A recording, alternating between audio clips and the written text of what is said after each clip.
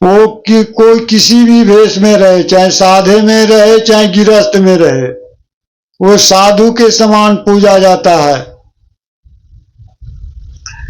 इसीलिए यहाँ कबीरदास जी कह रहे हैं कि आदि को उपदेश जाने तासु बेस बाना। फिर नीचे कहते हैं एक ही दादुर खायो पांच ही भुवंगा। अकाय कबीर पुकारी के है दो एक संगा।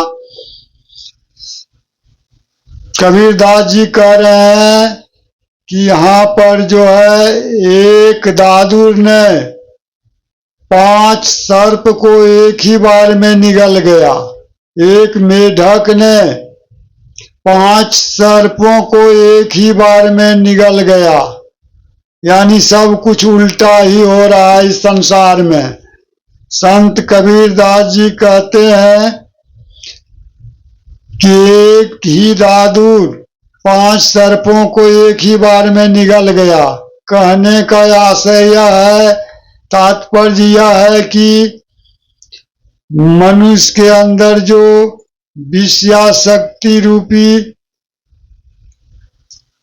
दादुर है और 5 गो जो है ज्ञान इंद्रिया रूपी जो सर्प है उसको समाप्त कर दिया है। ये विषयाशक्ति रूपी दादुर ने 5 गो ज्ञान इंद्रिया रूपी सर्प को समाप्त कर दिया है, यानी निगल डाला है। अर्थात इस संसार में सब कुछ उल्टा ही हो रहा है। संत कबीरदास जी पुकार के कह रहे हैं कि ये सभी मनुष्य विपक्षी पक्ष के लोग, ये सभी जो विपक्षी हैं, विपक्ष हैं, मनुष्य के शरीर के अंदर एक साथ निवास करते हैं। मनुष्य के अंदर देवी शक्ति के साथ साथ आसुरी प्रवृत्तियां, देवी और असुरी, मनुष्य के शरीर के अंदर देवी और असुरी प्रवृत्तियां दोनों एक साथ निवास करती है। जब मनुष्य विवेक को जगाएगा तो उसका अज्ञान समाप्त हो जाएगा और आत्मा का ज्ञान समाप्त हो जाएगा। जब भय निर्भय जब भय समाप्त हो जाएगा तो मनुष्य निर्भय हो जाएगा। जब वासना समाप्त हो जाएगी तो विवेक जग जाएगा।